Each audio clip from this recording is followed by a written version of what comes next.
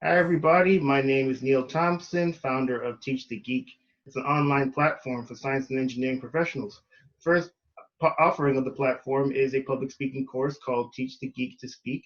To learn more about it, you can go to teachthegeek.com. Again, that's teachthegeek.com. Today, my guest is software engineer April Edwards. And I actually learned about her from listening to another podcast called Lisa on the Edge. I I really enjoyed listening to the podcast about her story so much so that I wanted to speak to her myself, especially about how she ended up in the UK and then her journey in software engineering, and we'll probably get into some public speaking too. Welcome to Teach the Geek interviews, April. Thanks for having me, Neil. Really good to be here. Wonderful. So from the little bit of research I did on you, I saw that you studied applied mathematics in school. What motivated you to do that? For me, I got into tech really young, but I wanted to get a degree in mathematics. I loved math. Just kind of a geeky, fun thing for me. I wanted to actually study medicine. So I was kind of pre-med and I just enjoyed the math side. I used to call myself a mathlete.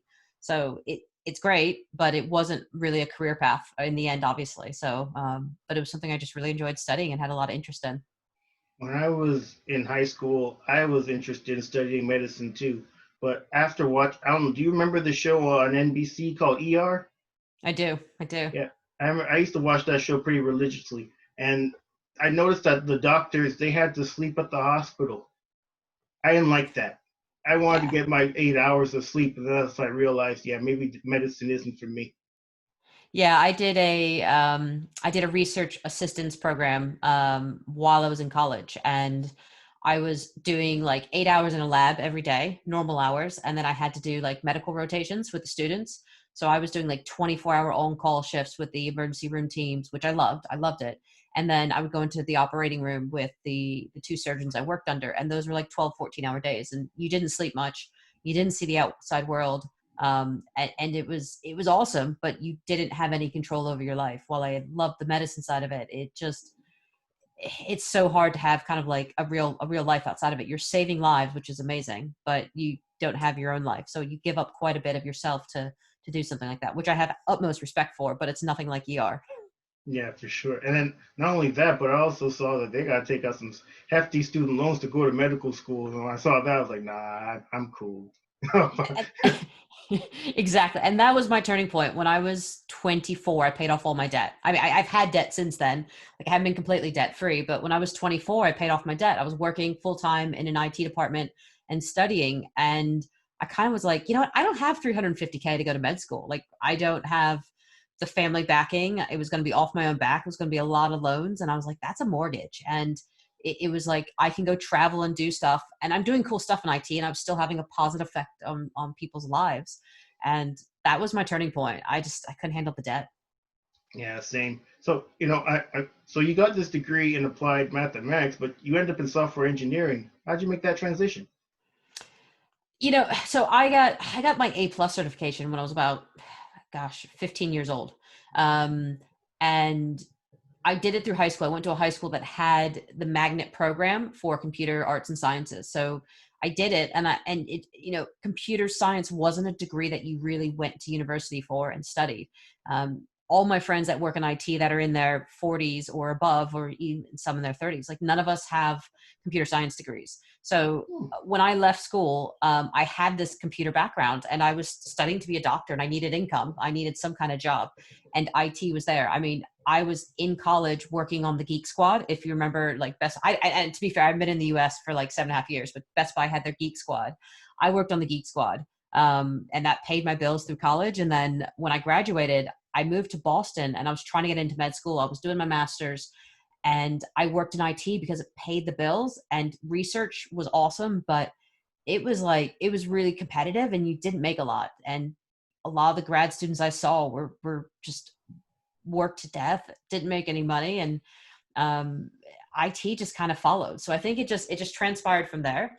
And then as I've been in my career, like, I've been in that kind of the operational space of IT, which has been great. And then when I started embracing the cloud about 6 years ago, I really had this thing for automation. How do we automate infrastructure as code? And then getting more into the application stack. So my technology kind of like went from the outside in, and I've gone deeper and deeper and deeper. So now as a software engineer, it's more code based, and I love it because I can automate more. I, get into the application stack a lot more heavily, and I just kind of went in, nose dived in, and kept going. It's funny how you mentioned the grad students being miserable. I've seen that firsthand myself. I was actually a grad student for a little while, for about a year. And then I realized I don't want to be poor anymore. I don't want to take out student loans to go to medical school, but I don't want to be doing a PhD program just being broke all the damn time. All the guys I went to school in undergrad, they're buying things, they're going on vacation, they're buying homes, and I can barely afford to live in a studio apartment. Yeah, so Yeah. I had to make moves too, kind of like try to be happy. And luckily you found IT to fill that happiness in you. So I noticed you ended up in the UK. How'd you end up Mhm. there? Um, Kind of by accident. So I mentioned that I lived in Boston, Massachusetts, and that was kind of like my post-college living, my adult living space, as I call it. And I got an offer to go work in Colorado for Vail Resorts. And a bit of background on this: I love skiing. I've been skiing since I've been about 3 years old. So for me, it was a dream job. Go run a big IT infrastructure for Vail and get to ski. So I picked up and moved to Colorado away from Boston, and I love Colorado. I have some amazing friends, and hindsight, I didn't go to the University of Colorado, and I probably should have. I don't know if I would have graduated. I probably would have partied too much. So hindsight's, 2020, but it was always kind of like my dream to go live in Boulder. So I went and moved to Colorado. Um, and the job just wasn't great. Even though it was my dream job in theory, like in actuality, it wasn't there. We had a lot of issues with the infrastructure. There was an acquisition going on, several acquisitions. It was really difficult, and I needed a change in pace. So I ended up starting my own consulting business at, probably less than a year into that job, but I was committed to a year. And as soon as kind of everything fell apart in that role, I found some work out in the UK, and I had friends out here, and I said, you know what? I'm just going to do this. I'm just going to pull the trigger and do it. And I was like, I've already moved 2/3 of the way across the US. I've already given up all my friends and everything I know. Screw it. And I literally sold everything I owned, got on a plane, and came over here and kind of made a living out of it. And I had to start from scratch. So I literally pretty much sold everything I owned. I brought my dog, my bicycle, 2 suitcases, and I kept a few items. I didn't keep a lot. So I'd start from the ground up, and in an industry that I knew, but in a country that I didn't. So I didn't have a company supporting me initially. Um, so it was all the finances were out of my own pocket. And, the income levels are very different in both countries as well. So I had to kind of like figure that out and traverse a whole new country at the same time. It's interesting how you were talking about the difficulties in going from the U.S. to the UK. It got me thinking about, at least now, how there are so many people here that are going to probably be, well, they're likely if they lose their job, they likely have to go back to their countries of origin, because I think they have issues with the visas here. Did you have Mhm. any issues with going from the US to the UK? I did. It was tough. It was really tough. So you have to find a sponsor for a visa over here. There's other ways to do it, but the UK government just kind of changed the laws over time. So I had to find a company that would sponsor me, and I was on a tier 2 work visa, and that took a while. I found that, and then if I want to change jobs, your visa's tied to your job. Literally, it says like it's your start and end date. So I then had, as I moved up in IT and kind of grew my career a bit, I had to find another company to take on my work visa. So that was tough. I'm like, well, I don't want to go home. And then you find a company that takes on your work visa, and then the visa process is a train wreck, because HR goes through the process usually for you. And while they were doing the visa, like I had issues with the dates on the visa. So if HR messes up your visa with the border control here in the UK, you have to leave and you can't come back. And I had an issue with one of my visas where, um, when I was transferring companies, if they hadn't gotten it sorted by a certain date, I would have had to leave the country for 6 months. I would not have been allowed back in the UK for those 6 months. Now, at the time when this was all going on, I was dating my husband. I bought a house, and I'm like, my life is here. And I kind of sat there and had to have a chat with him. Like, I may have to leave for 6 months. We weren't married. And I was reliant on this visa. So the visa process is stressful. Um, Is it worth it? Yes. Is it stressful? Absolutely. And I have every bit of empathy for people in the US that are either studying or working under a work visa. It's a long, expensive process to get, your citizenship is expensive and tedious, but it's worth it. So if you stick it out, hopefully, people can find a way to make it work. But it is a really stressful thing. But if you want something, you kind of have to kind of stick to it and find a way to make it work the best way you can. Yeah, and actually, that similar kind of situation happened with a former coworker. We started working at this company around the same time, but I had left, and he'd still been there. But I guess he tried to move on to another company, and he had some issues with his H-1B visa, and he ended up having to go back to India, where he is right now. Luckily, he was able to find another job with a big medical device company based out of there. But if that hadn't happened, I mean, who knows what he'd be doing right now? He'd just be in India, just I don't know. I don't know what. Yeah. I mean, for me, I had nowhere to go. Like, I've lived on my own since I went to college. Going back home is not an option. My parents are not accepting of me moving in, and that can be a much debate amongst many people. But my parents like, you're an adult, go find yourself and find your way. And it's tough. It's really tough. And I have utmost respect for people that do it. I had a friend of mine recently that had to go back to South Africa. He was here in the UK. He tried to change jobs and couldn't. He couldn't find anyone to pick him up on his work visa. Um, and that was really tough. I mean, I know he was interviewing around. I remember speaking to him, and he's like, I have to go back home to South Africa. And, he gave it 5 years. He gave it a shot with him and his family. He had 3 kids and a wife. I mean, for me, I came over here on my own with a dog. My risk level was a lot lower. When I started dating my husband, it increased a bit. But we're like, we'll figure this out. We'll make it work. But people that come over with families to any country and really try to do something a bit different, it's a massive risk, and everyone has to be on board. It's really tough. Yeah, so I know that from the research that I've done on you also that you work for a pretty big company, Microsoft. Based on the job that you had before, which I'm sure were at smaller companies, since who's really bigger than Microsoft.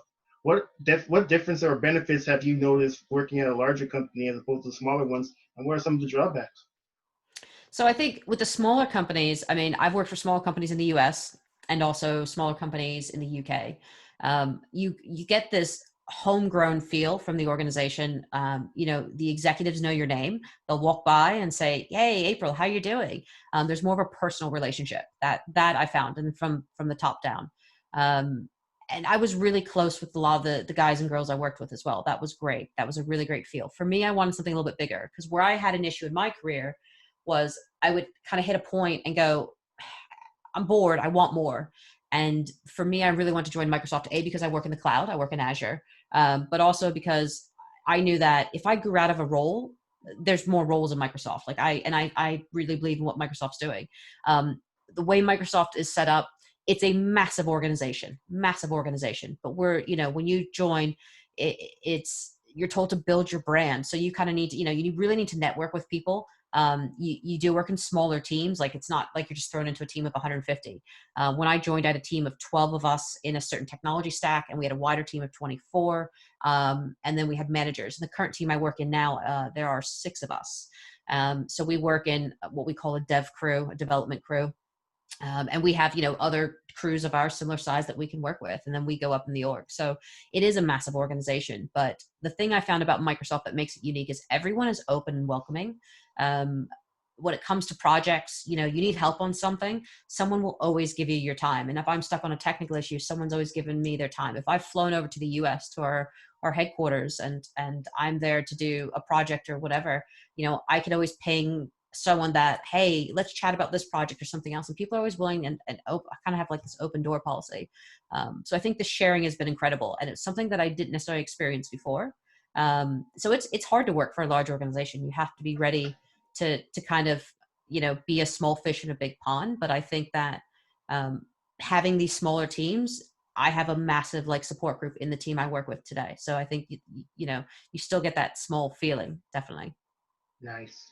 That's cool. That's interesting. That's something I definitely wouldn't have suspected as working at a company that big. So it kind of, even though you work at this bigger company, you get the, I guess, the small company feel, but you also get the resources of a large company, you kind of get the best of both worlds.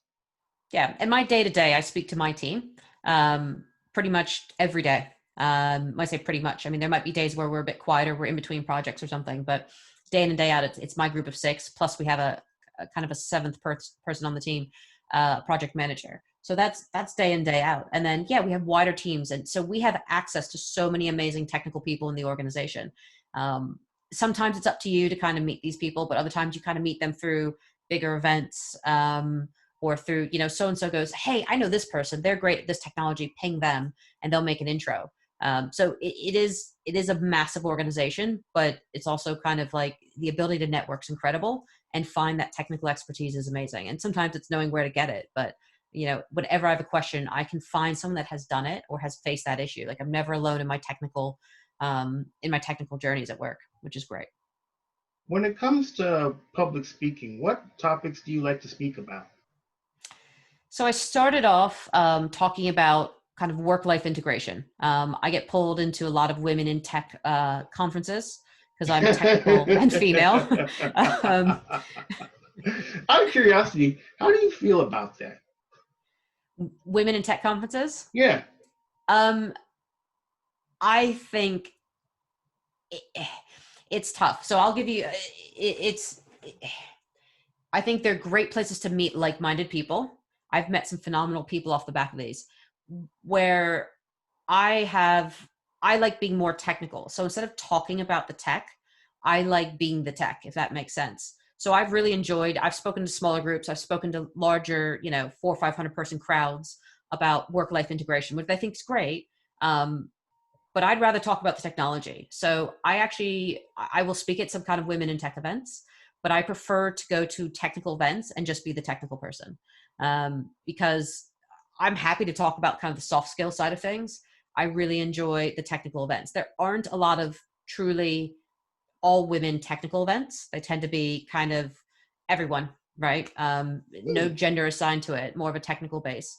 So I just enjoy being technical. And I think for me, I just see people as people. So I like the women in tech events, but I really just see people as people. And I think where I struggled the first time I went to a women in tech event, I was speaking and I had 500 people there.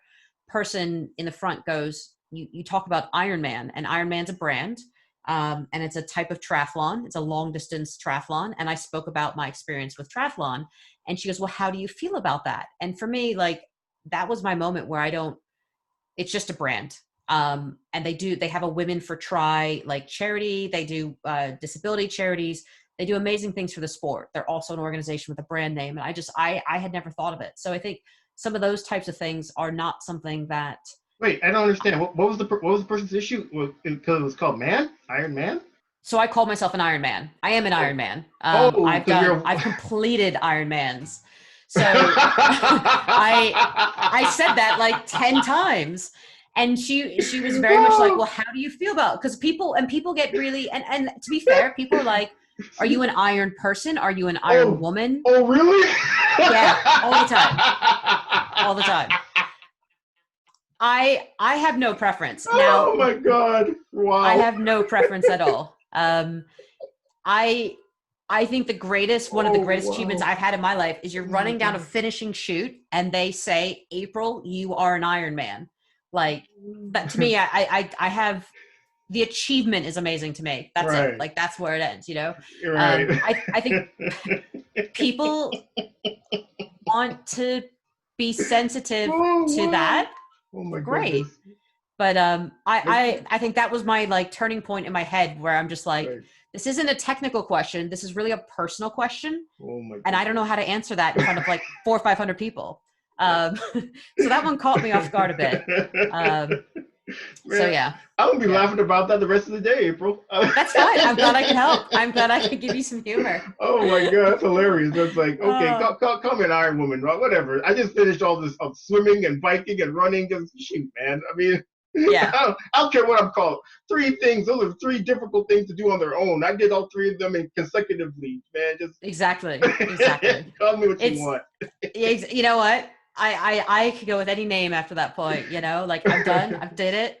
and I've literally earned the medal. So I'll wear the T-shirt and I'll wear, the brand name, and yeah. So that was the hardest. I think the hardest thing for me to encounter was just like really personal questions where I'm like, I want to talk about tech. So for me, Neil, it's definitely, I prefer the tech side of it. Yeah, Without yeah, I question. can see that. But I know you said that there aren't many women focused events that are strictly technical. Why do you think that is? Um, they're there. They're coming out. They're there. I think it's hard. It's harder to be someone of a minority in a male dominated environment. It's difficult. Um, there are, and it also depends what country you're in. There's a lot of cultural differences in the U.S. Like I've been really fortunate growing up in the US. Like I was always encouraged. I was a tomboy to go play sports. Like I was just, my parents were very gender neutral with me. Like if you want to go do it, do it. Like doesn't matter, try it. I've worked with a lot of people that come from certain cultures where women are not supposed to be working in general.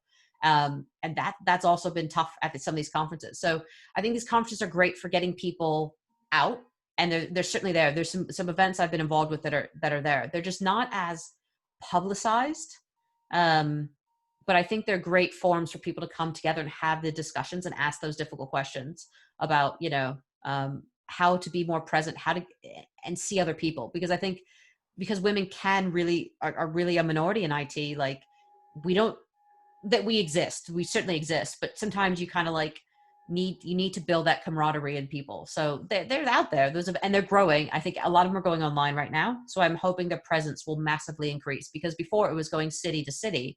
And if you think, you're based out of, you know I'll say Louisville, Kentucky, because my dad lives there and I can pick on Louisville a little bit, but you're in Louisville, Kentucky, like you're in the middle of the US. Whereas if you're in like, New York or Seattle, you're in those kind of tech hubs where a lot of these events will be held, and they hold those types of things. So I think with everything going online, there's going to be a massive, massive uptake of these events. So I think it'll be good. I think it's good to see things, but we have events for different technology stacks as well.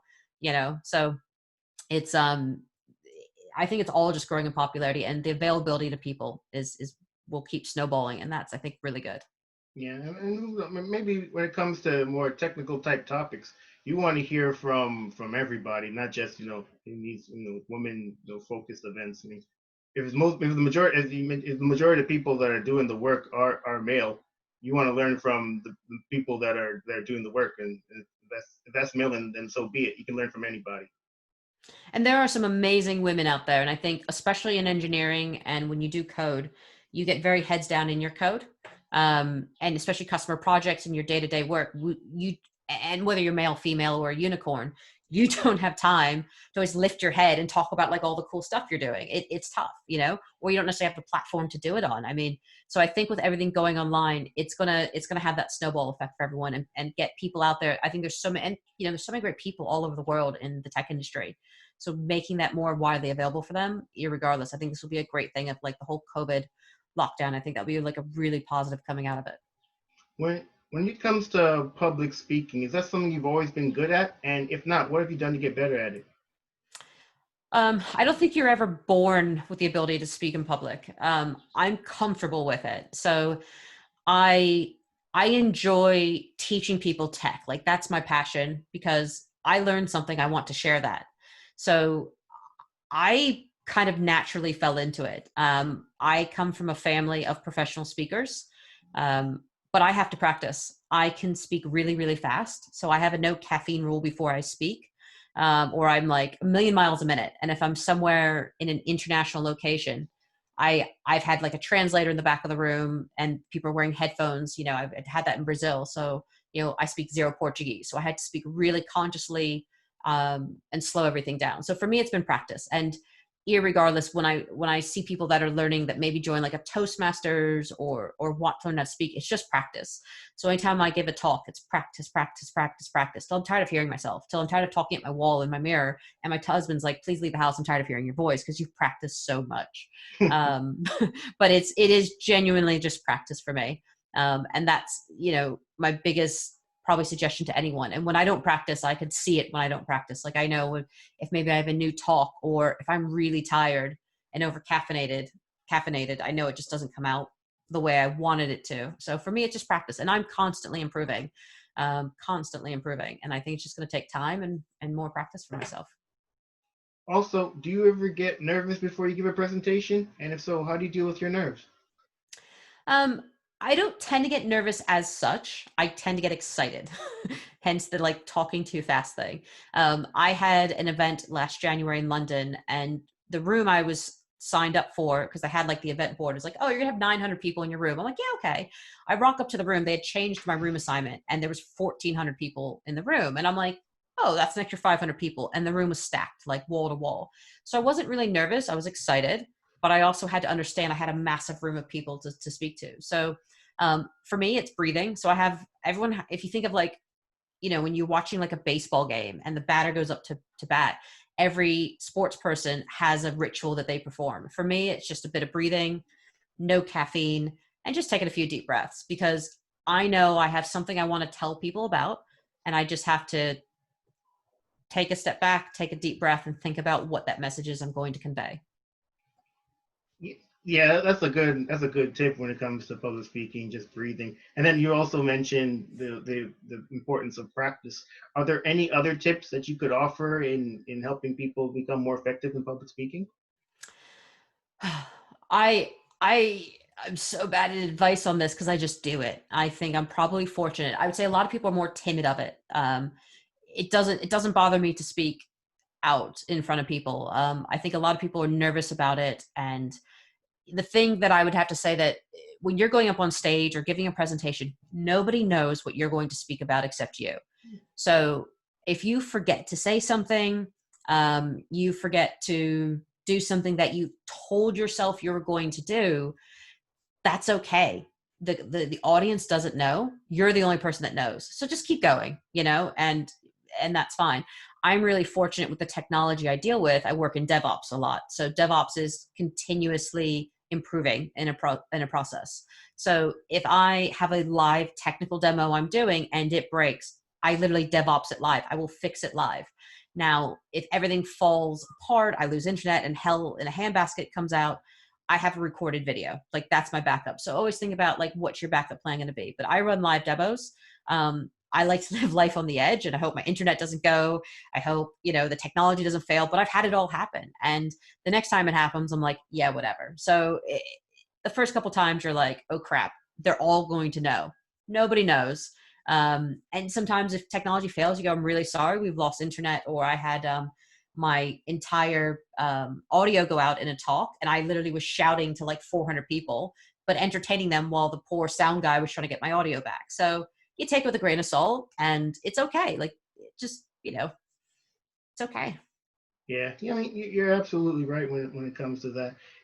Yeah, it's funny you mentioned when you're giving presentations, people don't know what you missed, so there's no reason to apologize for anything, because only you know what you're going to say. And just if you just continue on as if nothing ever happened, no one will know the difference anyway.